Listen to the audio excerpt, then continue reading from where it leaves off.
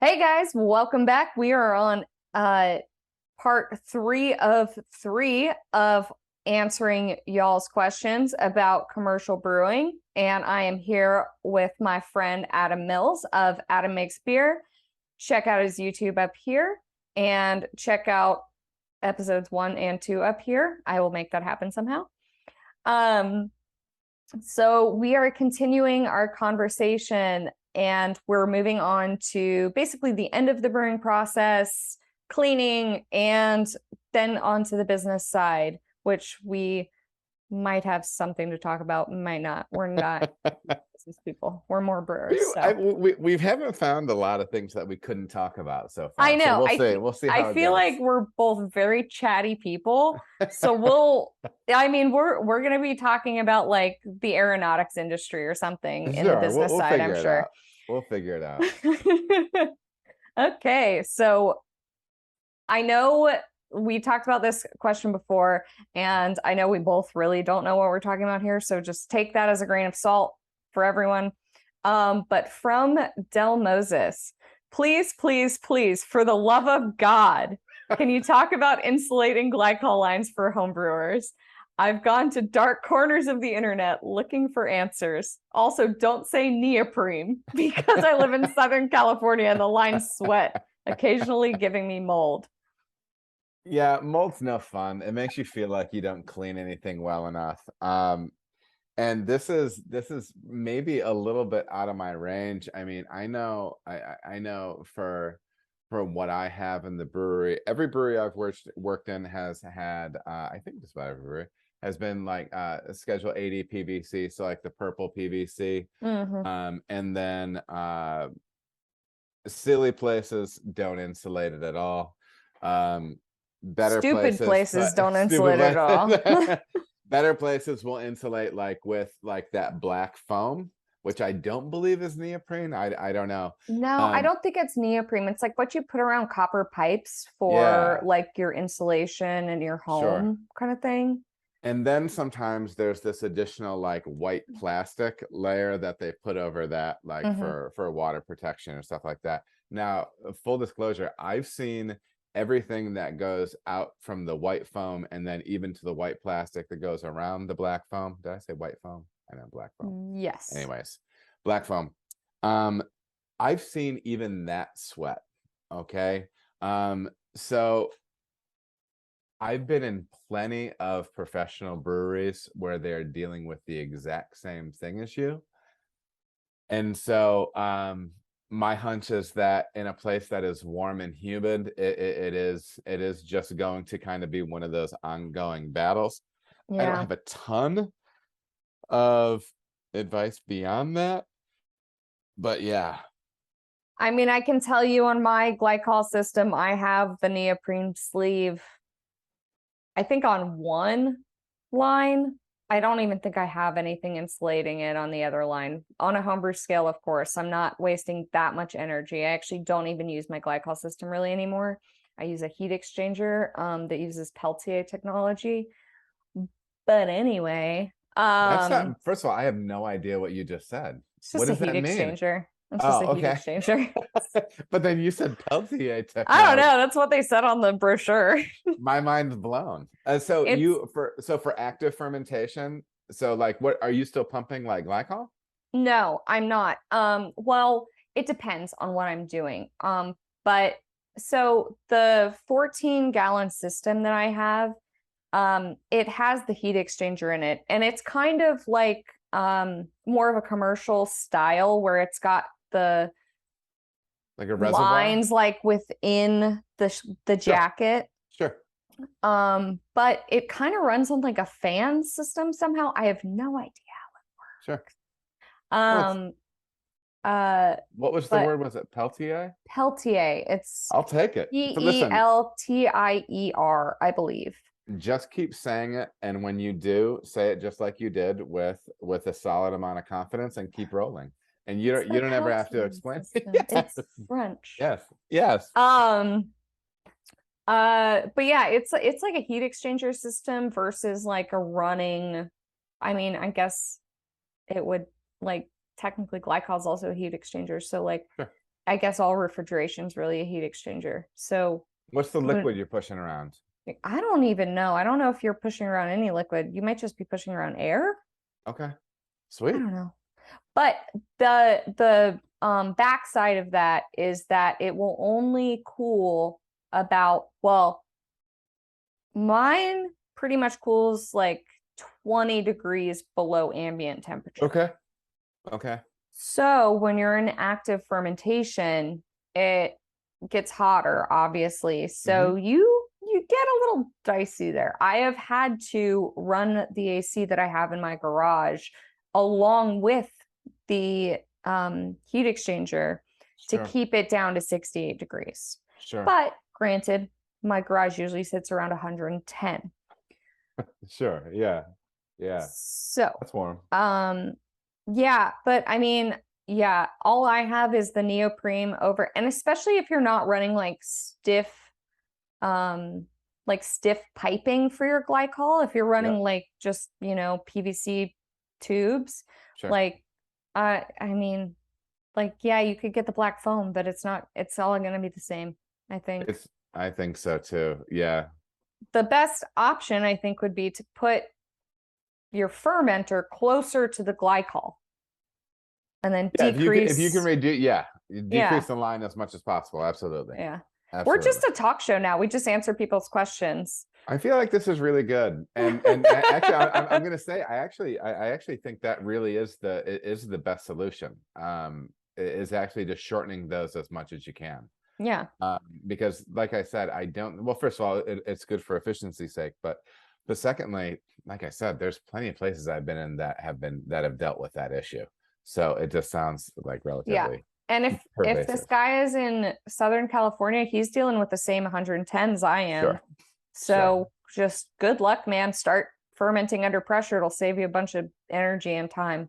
Yeah. Have you been doing stuff? How many beers have you done under pressure? Exclusively since I got that fermenter probably a year ago. I seriously have not brewed anything not under pressure. That's interesting. Love it. I need to do more work on that. That's an interesting thing, because it's just amazing. It's one more lever. You know what I mean? Like, kind of like when we're trying out new beers or like fad beers or whatever. Like, that's one of the reasons why I feel like it's good to be competent in styles that you don't enjoy, because it's just one more thing that you're adding to your tool belt, right? Like, I'm not a huge pastry stout guy, but I made a fruited pastry stout that I learned a lot from. You know what I mean? Even just creating balance, residual sweetness, different things like that. So yeah, and fermenting under pressure is just another one of those. It's really interesting. I've made a bunch of like pseudo lagers, doing it under pressure at like 68 degrees with lager yeast. I've also called some Kveiki strains that have done the same way as pseudo lagers. But they turn out amazing. And how much pressure? I usually set it at 15 psi. It'll probably hang around 10. Yeah.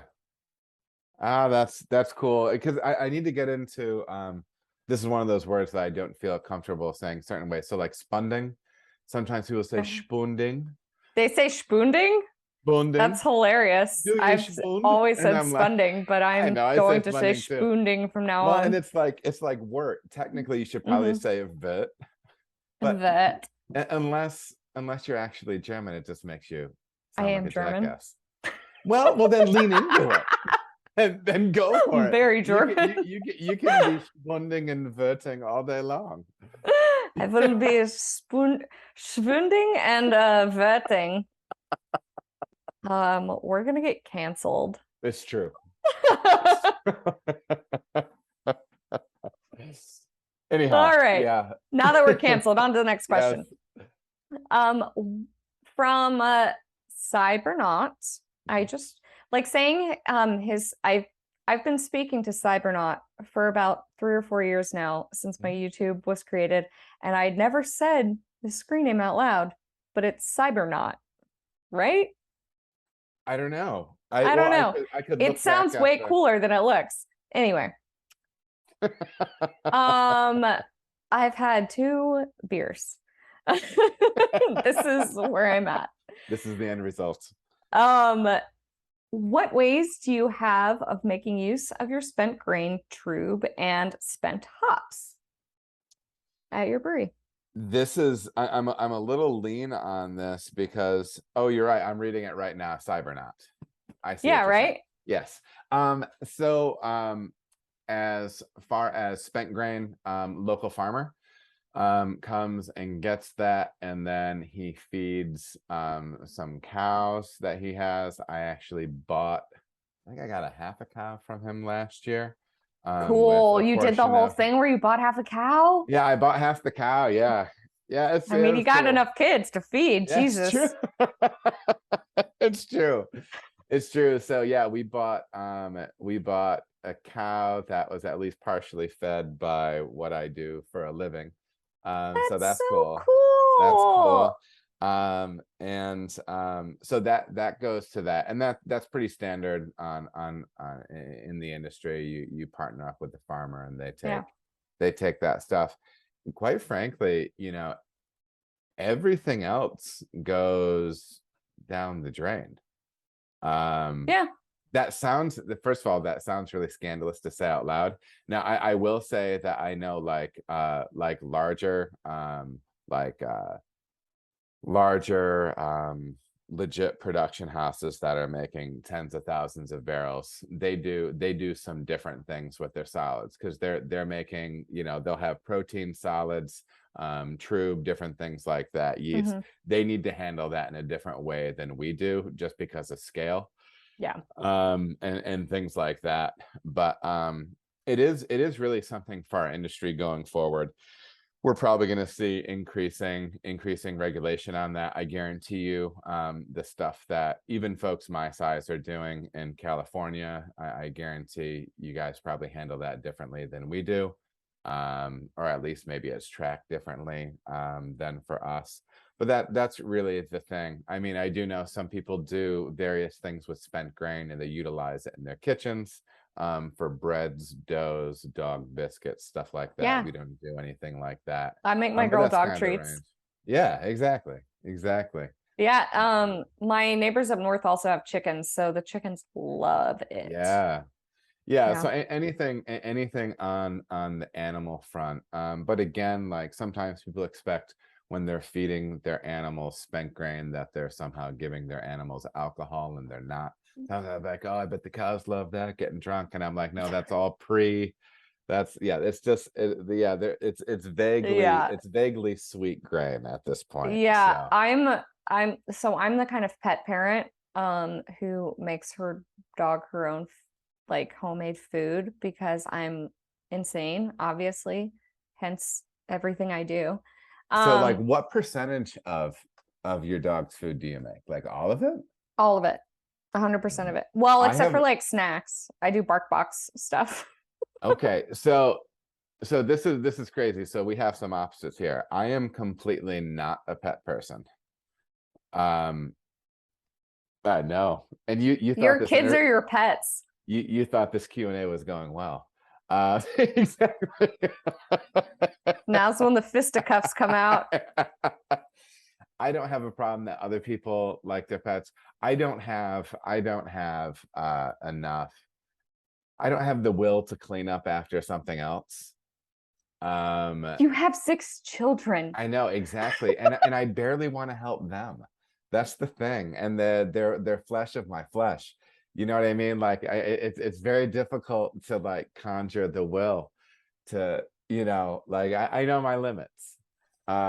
So yeah, I tap out, like I tap out with pets. It's best for both of us. The cats don't want that, the dogs don't want that. They don't want to be owned by me, and I don't want to own them. No, I always think like when I'm looking at my dog in my bed every night, I'm like, God, you're so lucky we adopted you, you asshole. You don't even know. You don't even know. I say that to at least 3 of Childless, my kids.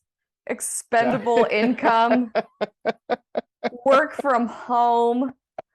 Oh, spoiled, goddamn rotten. Yeah. But yeah, I put rice in her food.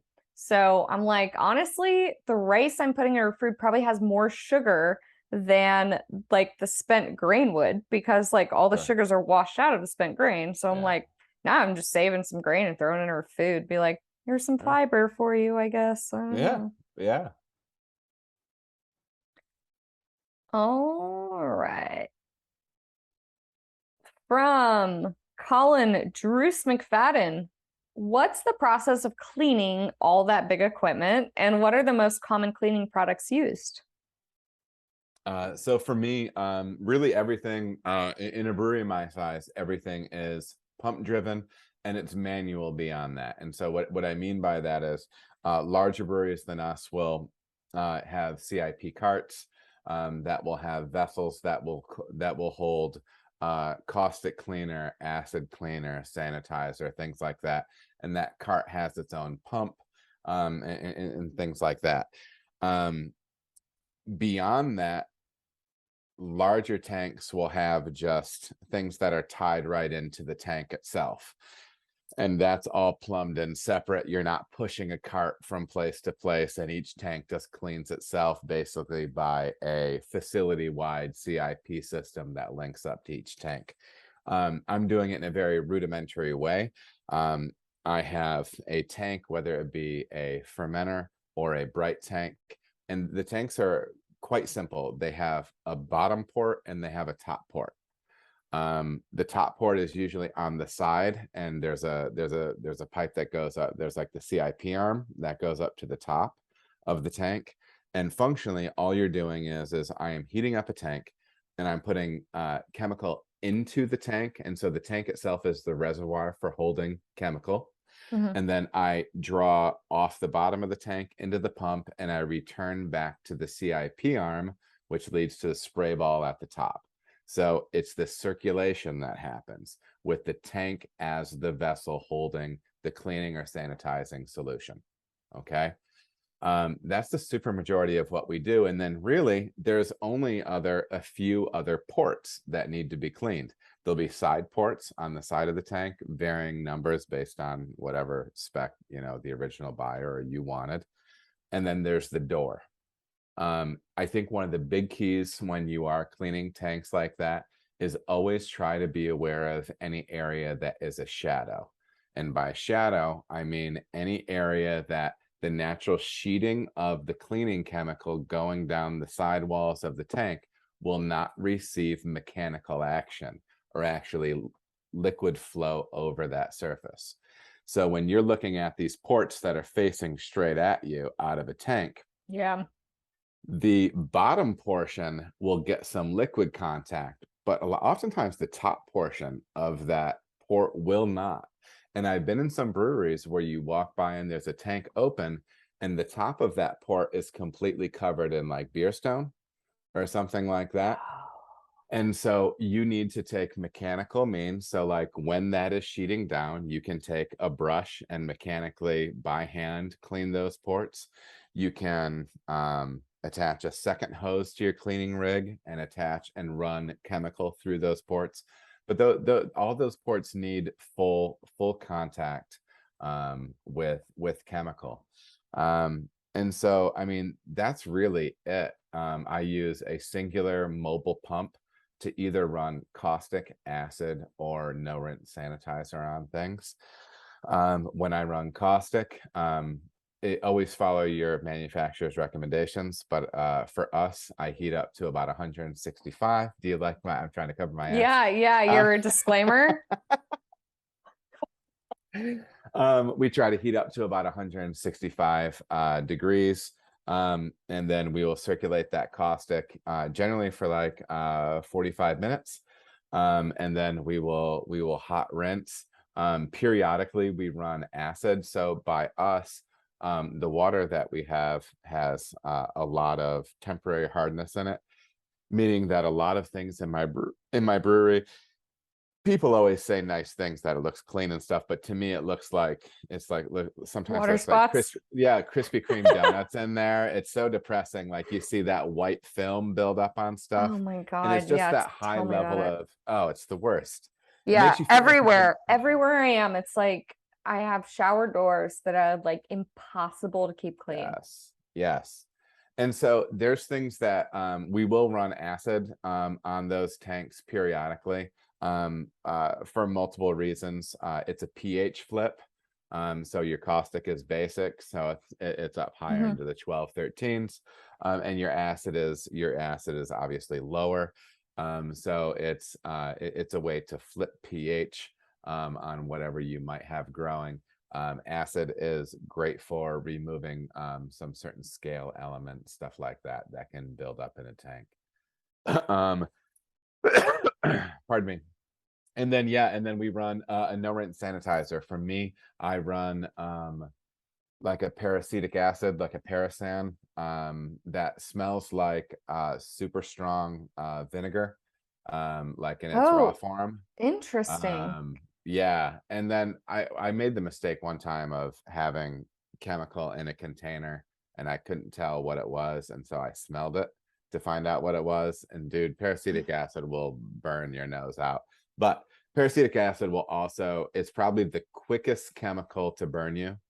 But it's a Ooh, weird burn. Like it'll turn you like white, it's chemical burn. yeah, like envelope white, right? And it keeps burning even once you're like rinsing it and stuff.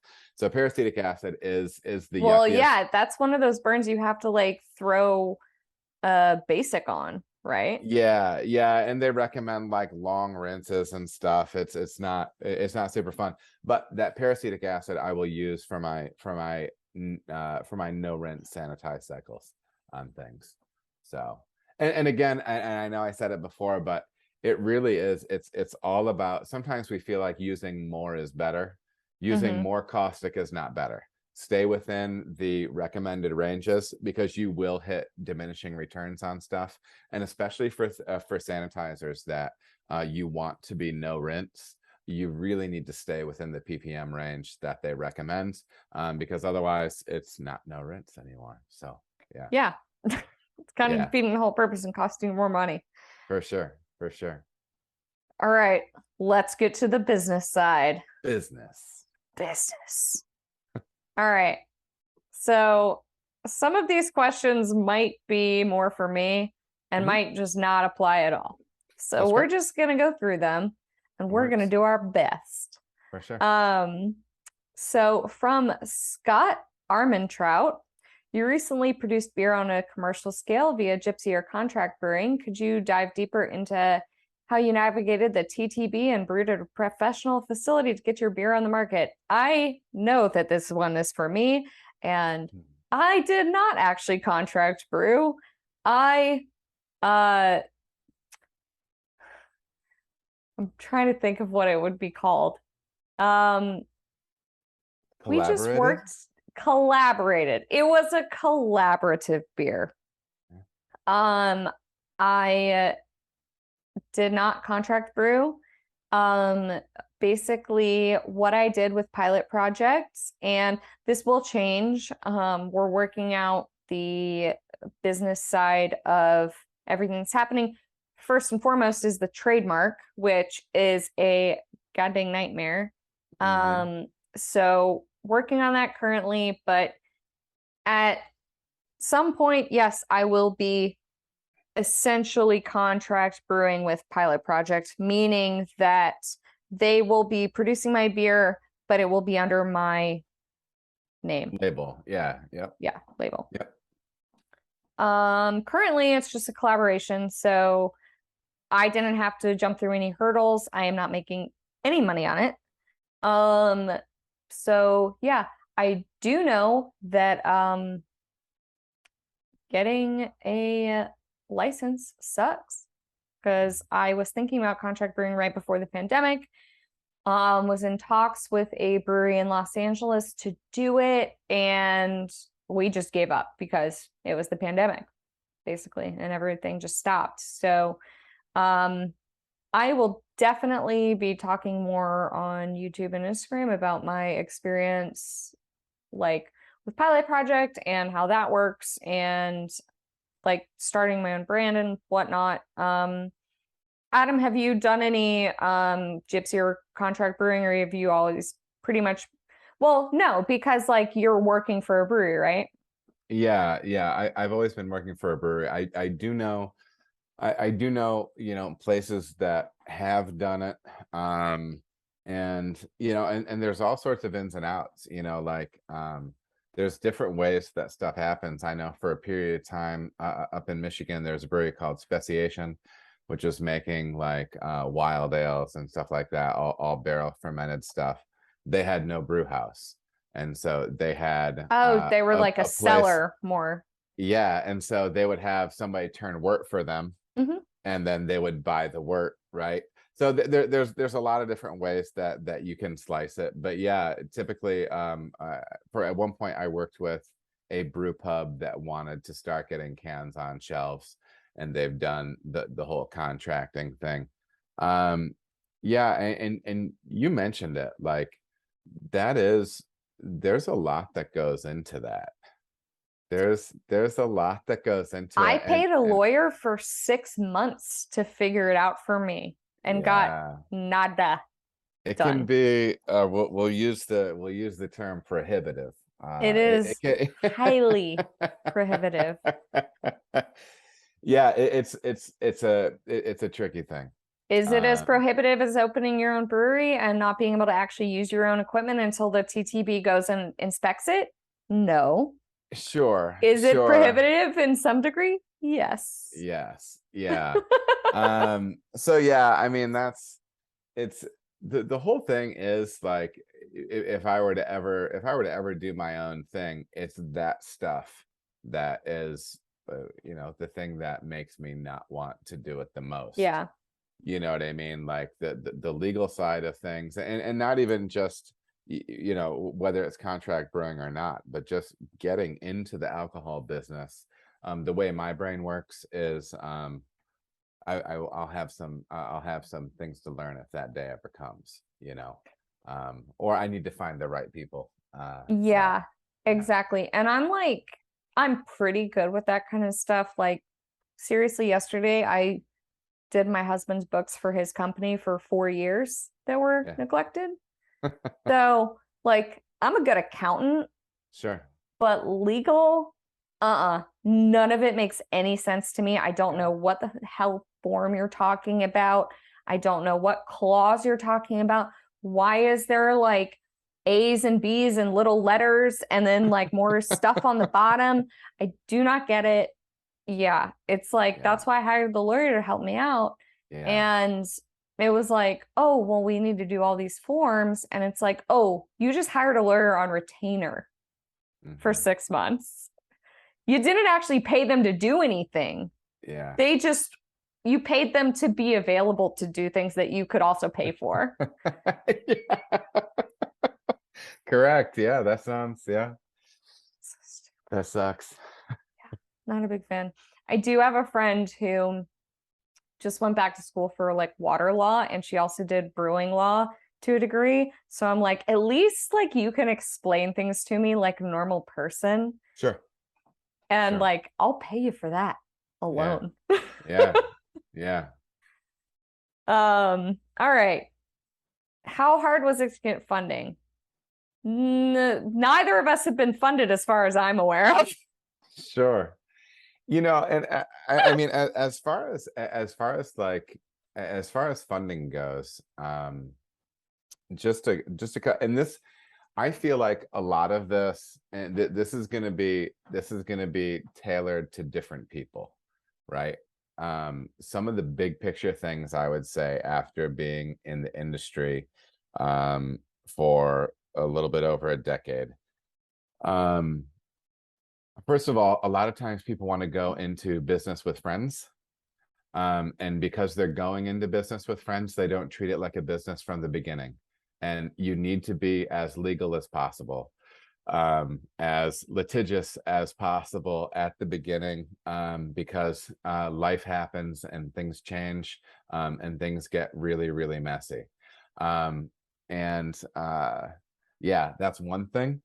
I would also, I don't know.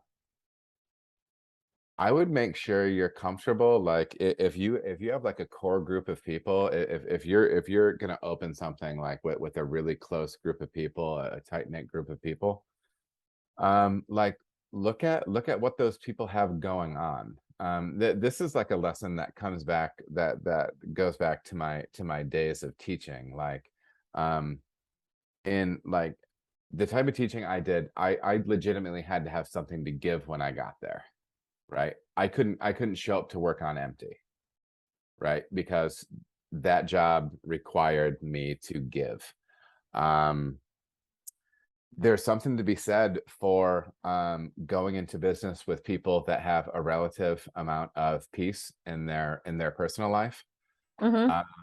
You know what I mean? If somebody's always stormy days and everything's always wild for somebody, like look at those things. Look at the way people spend money personally, right? Yeah. Like if you are a like kind of a conservative spender, um, you're going to want to like look at who all you're going into business with, who's making those financial decisions, right? Is there a group of people you're going into business with that their gut reaction to a situation is spend money, right? Right? Because that exists, you know? That's my And so husband. You just described my husband. but I mean, those are, and these might seem like nitpicky things, but those things are big things, you know. And you, And yeah, you need to make sure your values align because I'm the cheapest yeah, person sure. I have ever met, next to my father. Well, it tends to run. Yeah. Oh, it ran hard, straight. Well, actually, my sister and I both got it somehow. Um, but yeah, the woman I usually work with, if you guys have heard me talk about her before, Ash Elliott, who runs Women of the Bevolution on Instagram and is just slowly making it a nonprofit. Um, we are exact opposites. She keeps me in line more than anyone I have ever met. She drives me crazy, but it's what I need. Sure. And I love it. And I appreciate her for it more than anything. And when we were talking to the guys at Pilot Project about being incubated by Mhm. them, we were both there and they're like, you guys are like polar opposites, but it works so well. And Sure. I'm like, yeah, like I'm the creative, she's the business. Sure. I'm the introvert, she's the extrovert. It's like Sure. polar opposites and it works really well. And what's funny is we kind of started out as just friends, but like more acquaintances. And then she approached me wanting to help and it immediately became more of a business relationship and like it's not really a personal relationship at all, but we work really well together and she pushes me into situations that I'm like, oh, flying to Chicago, I rather die. I hate traveling. Sure. I like whatever.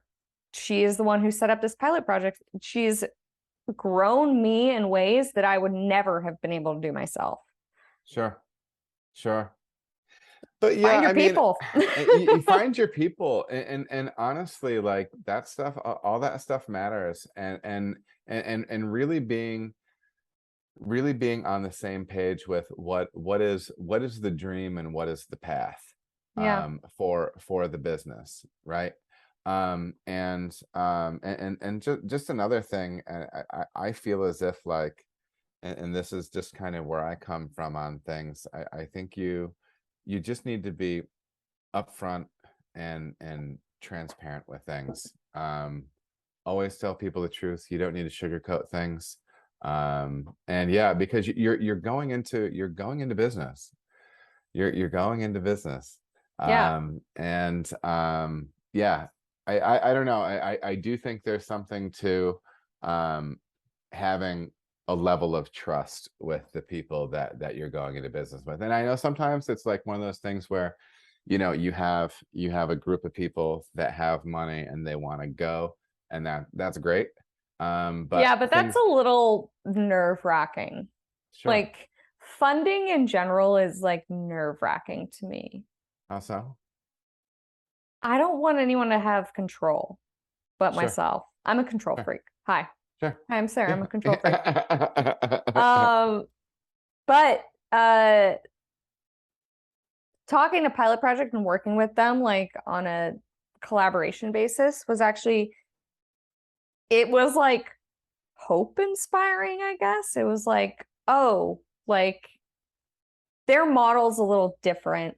It's more of like a profit sharing kind of model versus like a you pay me and I'll make your beer and then you distribute it kind of thing. It's like your actual partners. Sure.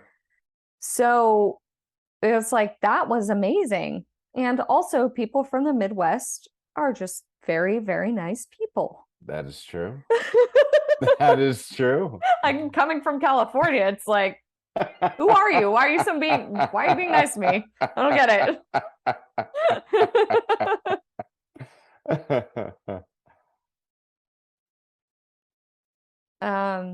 Yeah. Yeah, I Business don't is know. weird and I scary. yeah, and I don't know. I do think I know that the Brewers Association has a lot of resources on that stuff as far as you know, fundraising, operating the business. What I I would need to say check is that out. I didn't realize that.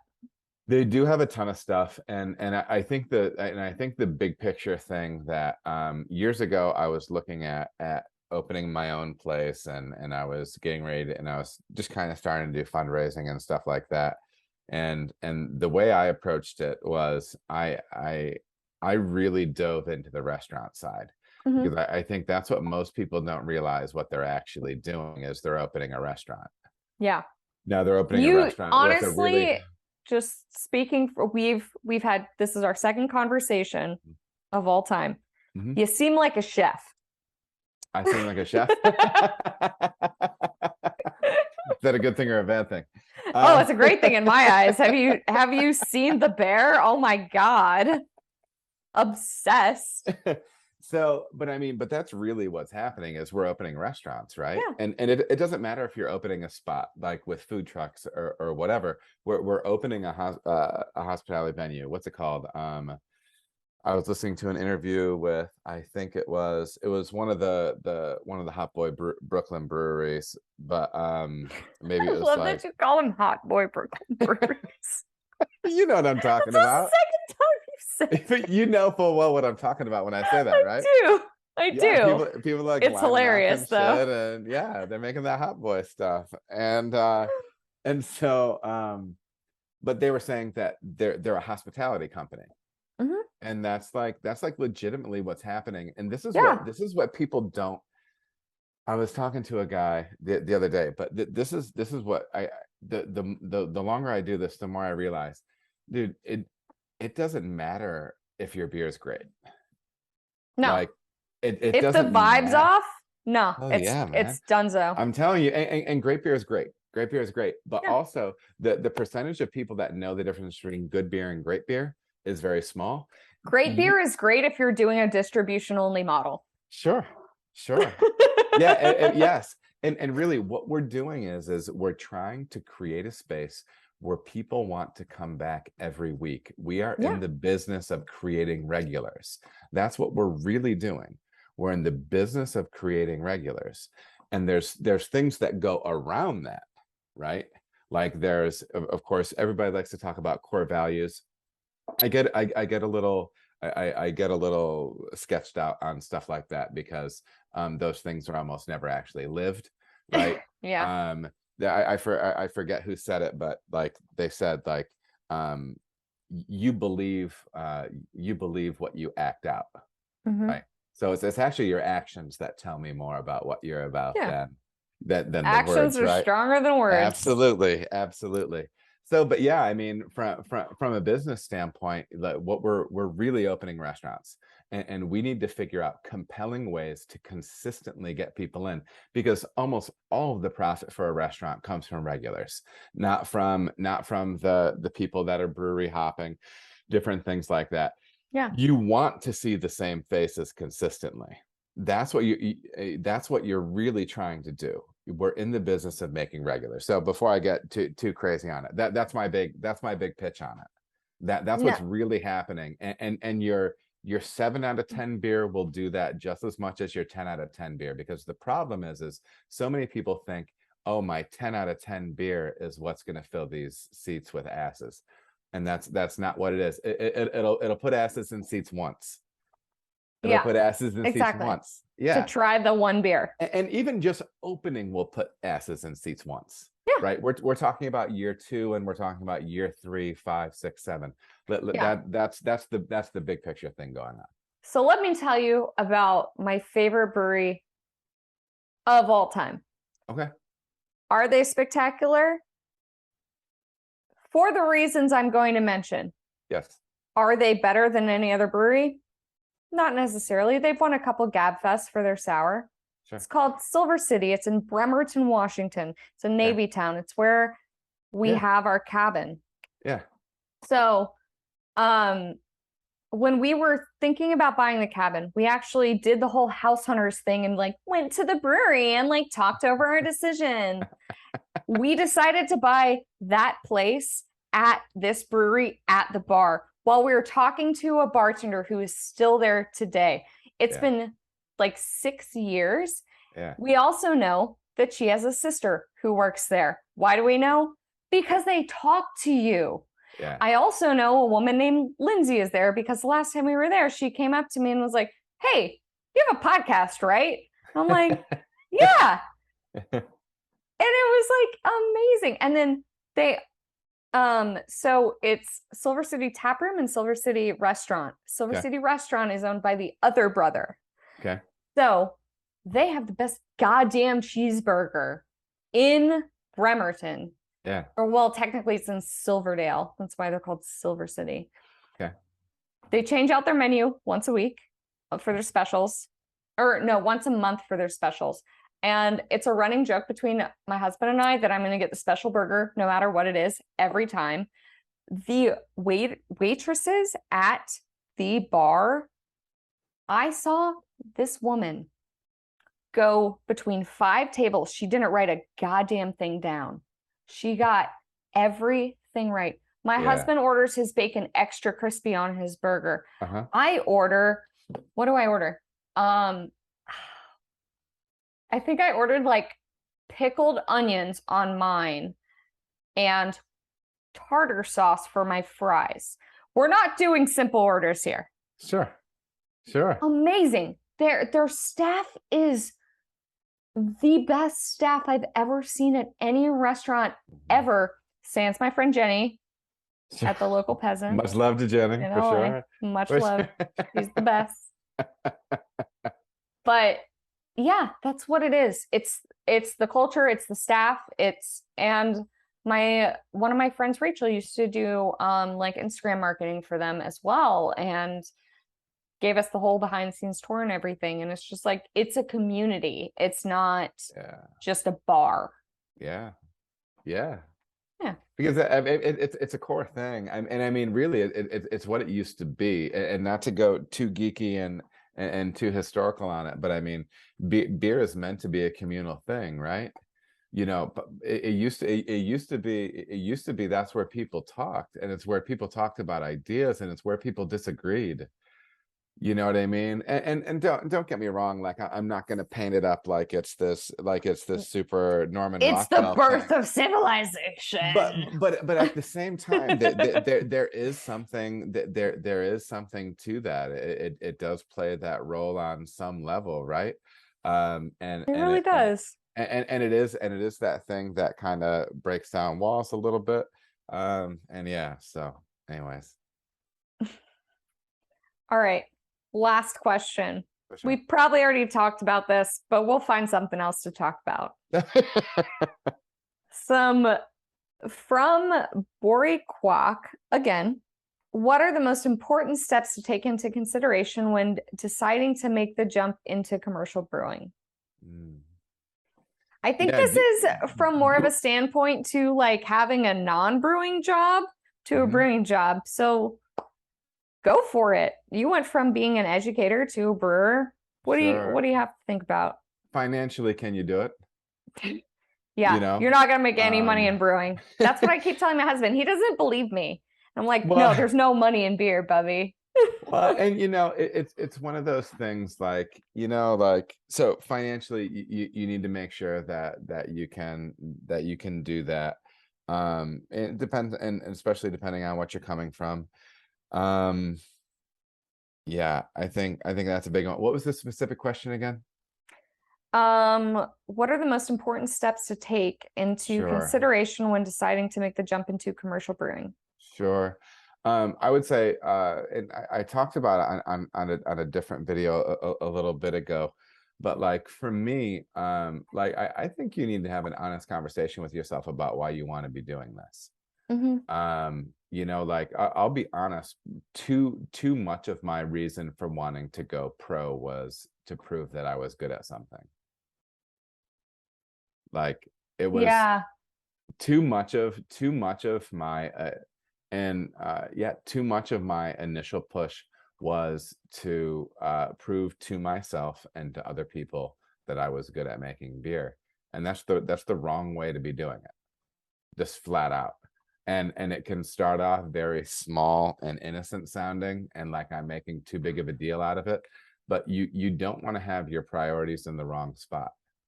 And so to have kind of your baseline motivation, at least part of your baseline motivation being like for a little bit of like self validation, that's a rough spot to go in with. But I will say, as far as all that goes, um the financial thing is definitely one thing.